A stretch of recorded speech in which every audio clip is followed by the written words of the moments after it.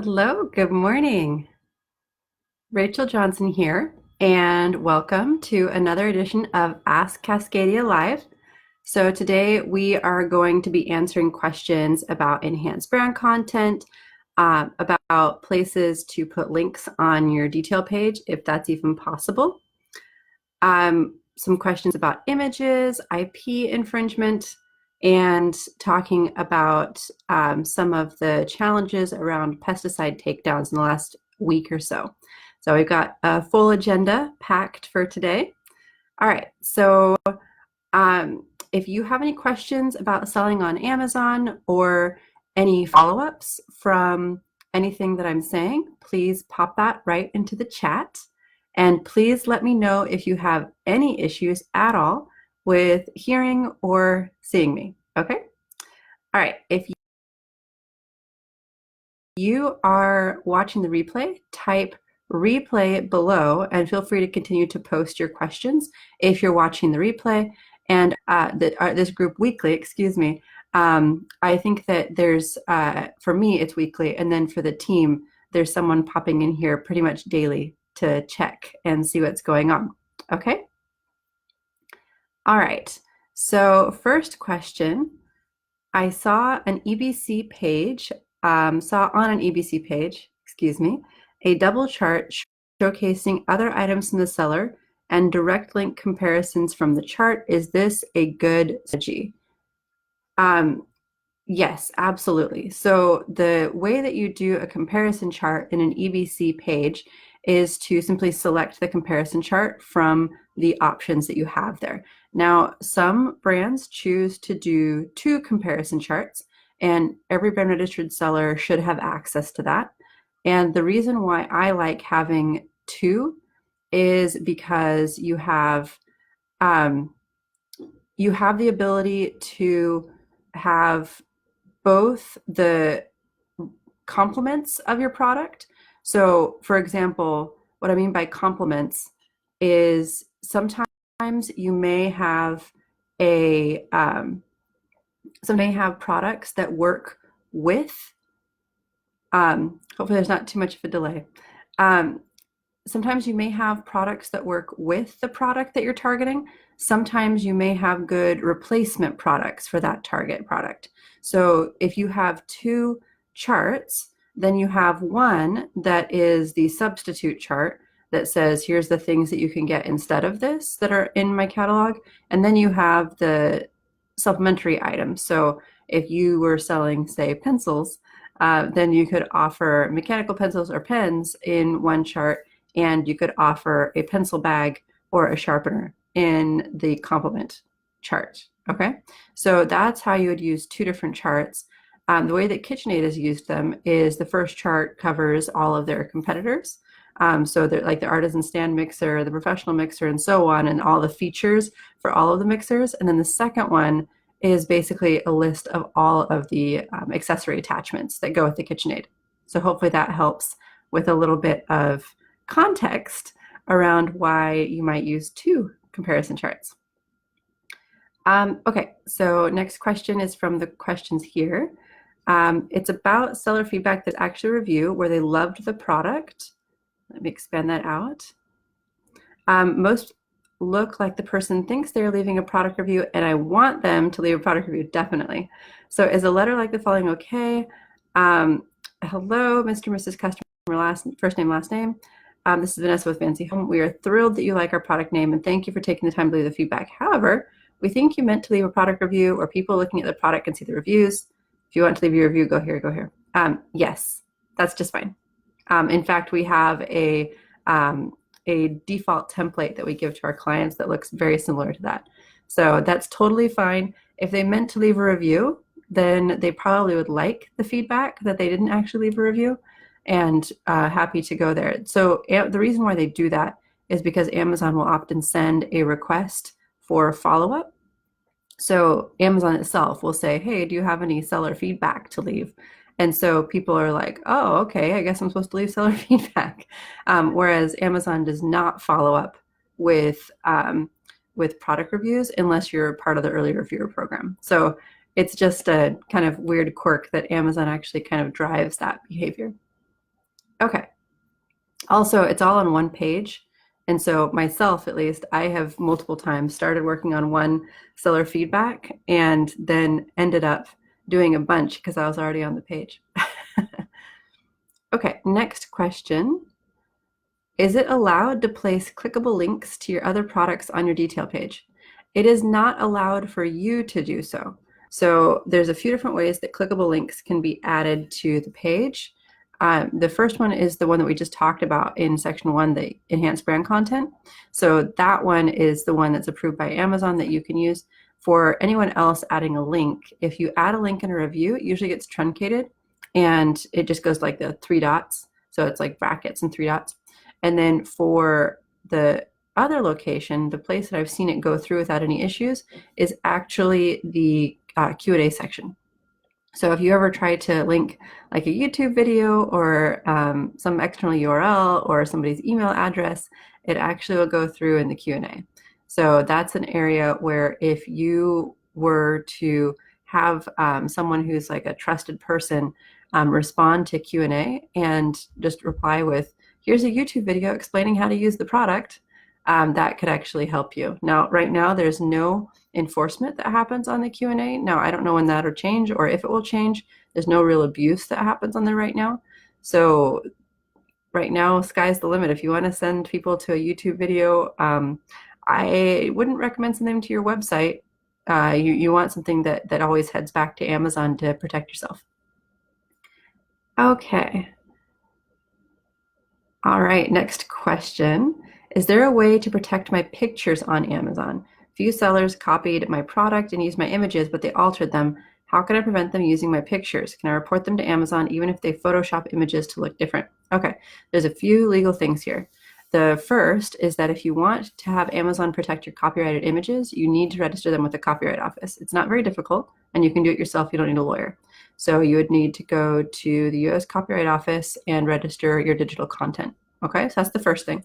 The second thing is that my understanding is that the pictures that were being used were of a minor child, and the situation when there is a minor child whose pictures are used without their consent is that you can actually file a lawsuit, or you can claim a lawsuit. So you can send a cease and desist to Amazon and say, these are pictures of my minor child, and I did not give release to use these pictures. So anytime that we use a model, we actually will have them sign a model release form saying that we're using the picture in commerce, in media, in wherever, because we want to make sure that they can't change their mind later. So just because you hired someone doesn't mean that they actually consented to use of their image. So it's really important that you make sure to get that release. And if another seller doesn't have a release, then you definitely have the right to send them a cease and desist, and to make sure that the whole product and everything can be said to be shut down because of that use of that picture. Okay. Now, without the copyright being registered and without threatening legal action about the use of the person's picture, there's not much you can do. So Amazon doesn't really do a very good job of enforcing use of content or images. That's something they're not very good at. You really do have to make sure that you are registering your copyright to make that work. Okay, next is a question that says, is this main image TOS compliant?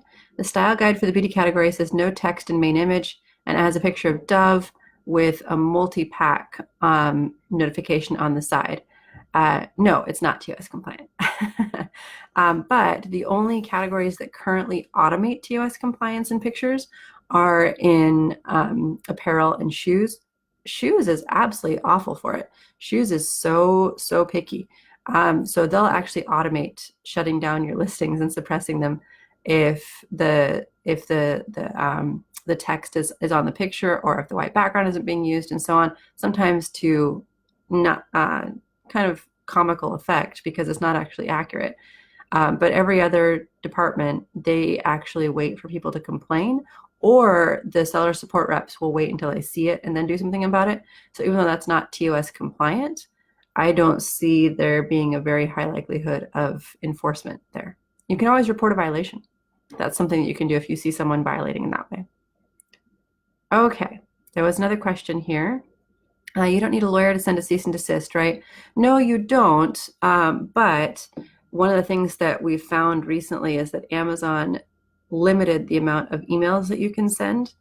I believe because there were so many people cheating, like in China saying, I can get you this great review, whatever. And they would be like writing to hundreds of sellers a day. So now if you really want to be able to write someone, if you don't want Amazon to cut you off after like 2 sellers, then you actually have to buy something from them, which is kind of annoying.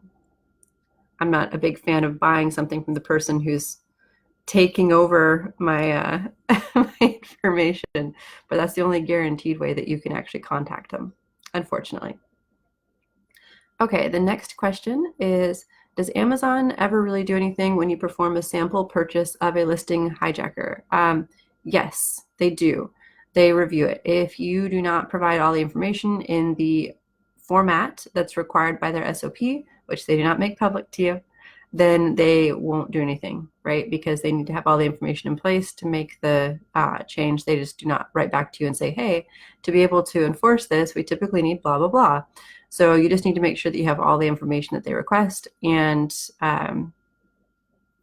yeah, it's difficult because you need to have every piece of information that they need. They don't necessarily request everything, but they absolutely do review every single complaint. I can promise you that. Every single one is looked at. Okay, next, what is your experience with fighting restricted products policy violations? We've already moved the listing, but there isn't a direct appeal process from what it seems. We didn't get suspended, but our sales dropped significantly. It depends on what the restricted products policy issue is. So that's a tricky one too, because just like with the hijacker reports, restricted products has a public facing page and they don't give you any other information about how or why your products have been turned off. I mean, it's really frustrating. So for the appeal process, you do have to go through seller support. That is the appeal process. There's no appeal button through the performance notifications. It's a whole different team. So for restricted products, you do have to go through the case process, and then they'll transfer it to restricted products via ticket, and then seller support will eventually get back to you, theoretically. We do have a lot of experience with restricted products. Actually, I launched that team, sorry, 8 years ago, and my team member who handles most of our reinstatements actually used to be part of the restricted products team. So as far as compliance takedowns like restricted products, that kind of is our wheelhouse. That's what we have the most experience in. As far as removing the listing, but to having your sales drop significantly, it shouldn't have anything to do with that. Restricted products goes through a whole different process than seller performance does. There's no expectation of damaging your seller score or any of the other stuff that goes along with having problems with seller performance. So it shouldn't affect your sales, actually. So maybe something else is currently affecting your sales. Okay, so a follow-up question from Christina. Then how are you supposed to know the format for submission? That's the fun part, right? So you need to make sure that it's formatted similarly to the way that they expect, say, invoices to be included, which is all of the data matches. They have all the information they need up front. You have the order ID, you have pictures of the product, you have the whole situation with having the labels of the box. A lot of people don't even think about the label of the box. So say there's a label of the box on the SPU, it's called SPU, on the side of the box, making sure that there's actually proof that you received the box. All of that stuff counts when it comes to making sure that that Amazon can verify that you actually did the test purchase. It's kind of an annoying thing, but you've got to prove provenance the whole way, just like you had to prove provenance with invoices. You have to prove provenance with the test buy that you ordered. Okay. So the next question, we have 3 intellectual property complaints on what seems to be a legitimate trademark from one company. Although this is related to BS trademark infringements, is there any way to fight these trademarks? Do you mean that they've already gotten a trademark and you want to fight the fact that they got the trademark in the first place? Because once they get the trademark from USPTO, that's it. So USPTO publishes all new trademarks for opposition. So basically every single trademark that's issued in the US has a time period, I think it's 30 or 60 days, something like that, where anyone can oppose the trademark for any reason, really. But after it's been issued by USPTO, that's that. Like that's it. There's no other options when it comes to when they have the trademark, they have the trademark, and that's that. So yeah, there's no options after that. You can't say, hey, your trademark was crap. How'd you get that? If USPTO gave it to them, then that's it. Requested permission for another account and received this message. Your Amazon.com seller account has been deactivated. Your listings have been removed. Funds will not be transferred, etc., etc. Why is this happening? I have never had another Amazon account. Wow. Yeah. Wow. So they make mistakes. They have new people who come in and screw things up. You'll need to file an escalation. The easiest way to do an escalation is Jeff at. For something like this, it's easiest just to go straight to Jeff at. You can also go to ESR. That's Executive Seller Relations, and that's when you escalate to a VP. So there's a few different approaches that you can take, but yeah, that's pretty impressively bad. It happens a lot, though. I'm not gonna lie. When it comes to the performance teams, there's hundreds and hundreds of these folks worldwide, and they have a fairly high attrition rate. Now, not as bad as seller support. Seller support was as high as 30% when I was there, depending on the time of year. It was insanely high. For performance, it's not nearly as bad, but at any given day, you can expect that you're going to have a different person. Say this person was just there for a week and is just like, you have another account. That's terrible. Yeah, I'm sorry. That's a terrible situation. How do I get rid of intellectual property complaints if the rights owner doesn't reply or doesn't even care? What is the best thing to write to them to have their complaint retracted? Amazon won't remove the notice unless the rights owner does. Okay, so if the rights owner won't retract, and you can't prove that it was for the purpose of distribution management, then you're kind of up a creek, unfortunately. So this is why, as someone who represents a lot of brand owners, I just don't file those cases unless the seller has had a warning, just because it's so mean. It really is problematic, and if you get too many, you get shut down. So for the Amazon side, if you go to notice dispute, just keep disputing. Make sure that you put your side of the story there. If you don't ever put your side of the story there, if you just reply and say, oh, so sorry, I'm taking it down right now, the problem is you're basically saying, yes, I violated someone's trademark. So what you want to do is you always want to dispute, even if you don't intend to sell the product anymore. You always want to dispute and say, I bought this legitimately. Here's my invoice. I really got this from a real place, or a receipt, and say the product is legitimate. Everything about it is legitimate. The brand owner seems to not recognize the source and appears to be trying to control their distribution without having performed a test buy. So just make sure that there is some sort of response logged so that whenever there's someone who's looking at your account and they're like, holy crap, there's 20 different IP infringement cases. What is going on here? Then they can also see all the responses that you've sent and how you've disputed every single one. If you don't dispute, if you just agree that there were a lot of violations, then you have a problem, right? You're going to get someone on the inside to think that you really are a chronic IP infringer. Okay, our product was misidentified by Amazon's algorithm and now is inactive and the detail page is blocked. I'm thinking it's probably a keyword issue. What do I do? How should I handle this? So obviously it depends on what algorithm caught it. In the last week, we had a whole bunch of issues around pesticide misidentification. So there is a team, Restricted Products, you're welcome, where the rules can be written either broadly or narrowly. And if they're written very broadly, then even the word pest could have caught a bunch of these items as pesticides. So somebody wrote a way too broad rule and it took down products in nearly half of our clients, a good portion of which had nothing to do with pesticides at all. And some of them had mentioned pests, some of them mentioned insect. something like that. But yeah, it was obviously way overbroad.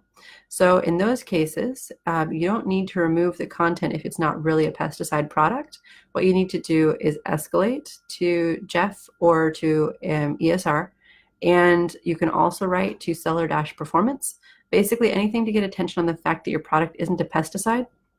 The reason why it's still important to do that, as well as run through and try to relist, is because you want to bring attention within Amazon to the fact that another team screwed up. They really screwed up a lot of stuff doing this. So it's important to escalate and make sure that it gets attention. A whole bunch of people got caught by this pesticide thing. Malia's been working like crazy to escalate it and to complain and get attention. And the only way to get Amazon to change its behavior and actually test something before launch is to make this experience of having dealt with this pesticide rollout so painful, so many escalations, that they just don't ever do this again. It was really crappy and not a well thought out launch. Okay, let's see. What if they only have receipts instead of invoices? Are those ever acceptable? The follow-up question from Christina about the proof. Yes, receipts are accepted if they have the same information that's needed for an invoice. So that means that you have to be able to match the product in some way, item number, SKU, UPC, something that matches the listing on Amazon. And it has to have a date, it has to have an address, it has to have the individual quantities, the prices, and so on. Everything has to be present in the receipt. Some places the receipts aren't that detailed, and then you'd have a little bit of a problem getting them accepted. So it's not about having a receipt, it's about having the content that Amazon needs to validate what you got actually matches the thing that's in their catalog. Okay. Next one, can I combine a warning label and UPC label into one label, or do they need to be two different labels? This will be on a poly bag. Shared example below. There's the warning label, and then there's the poly bag label. So no, that's totally fine. You can put it on one. I personally prefer to just buy the bags that already have the warning label for the suffocation warning label, and then you don't have to worry about printing a whole label that has the warning label and the SKU. But if you need to do that for some reason, totally fine to combine them. We put the barcode onto product labels. We'll put the barcode pretty much anywhere if it makes sense, but usually we'll have it worked into the full label so that we don't have to relabel in the US. We'll put it right on in China or wherever else we're producing it, and it gets put onto the poly bag. Looks really nice. And overall, just the look is much better when you're combining with something else than just like a single barcode sticker. It looks really basic that way. So actually it looks nicer when you combine it with something else, especially a logo or something like that. Okay, let's see if there's any more questions this morning. Lee asks, can you talk a bit about your brand protection service? Yeah, so we have a couple things that we do to support clients in brand protection. The first is the most obvious, which is some sort of retainer plan. If you have a lot of responses that you need to send to seller performance, we do have retainer plans for clients who have a lot of them and don't want to deal. So you still end up having to do work because you're the one who has your invoices, you're the one who has your test reports, you're the one who has the information about the product. But we do all the writing and we do all of the follow-ups. So you don't have to worry about the stress of like, did I get this right? Did I write the right thing? We take care of that. If you want to handle it yourself or train an employee to do it, we can also do that. So what we do is for a couple months, we work with you and write them with you and then start reviewing what your employee is doing. And that gets you access as well to our suspension remedy toolkit. That toolkit has examples of pretty much every kind of suspension that's out there so far, and successful responses to them over the last 4 years that we've been in business doing this. So that's one approach. Another one is that we check accounts daily for issues. And so if there's an issue, then we notify you. So then you don't have to look every single day. That one has been most effective for people for whom their Amazon business is kind of a side thing, where they just don't have time to look at it, or they're so focused on retail side sales and they're so focused on that, they're not even thinking about their Amazon account and they just need an update from someone who's looking at it on a regular basis. Then the last thing that we do is, as part of our full service account management, basically everything that's needed gets done. So if we report hijackers in brand registry, or if we need to write appeals or whatever, then we take care of that. So that's part of our full service account package. And the full service package is basically a monthly fee plus a percentage of revenue to manage the account and to take down any of the folks who might be causing problems. So that just gets taken care of for you. And our thing, one of our approaches is to not just be consultants. We're a marketing agency. And the difference there is that a consultant will tell you what to do, and then you have to go and do it. And a coach will say, go get it while you go do it. The difference with us is that we actually do it. I actually, in fact, just started a team in Tennessee. Amazon, they outsourced to Tennessee and Kentucky. I think it started about 10 years ago now. And it was really successful. And so when it was time for us to grow, I actually was looking for opportunities in Tennessee or Kentucky specifically because of how successful Amazon has been there. So that's launched and moving forward, and we're pretty excited about the results there. Any other questions? Okay, it looks like we are solid for today. If anyone has any questions on the replay, just type replay and ask your questions right there. And I just want to thank you so much for joining us today. If you enjoyed the Q&A, please like the video or make comments, however you would like to engage. And if you know anyone who can use the information that we shared today, please feel free to share with them. And if you know anyone who's struggling to sell profitably on Amazon, we would also love to invite them to view us each week, and as we go over all these questions and the answers. And the easiest way to do that is just to tag them right here in the video comments. Okay? All right, so join us again next Wednesday for another episode of Ask Cascadia Live, and I hope that everyone is enjoying the new Facebook format. I know it's a little bit easier for everyone to join. So thank you all, and I will see you next Wednesday. All right, bye-bye.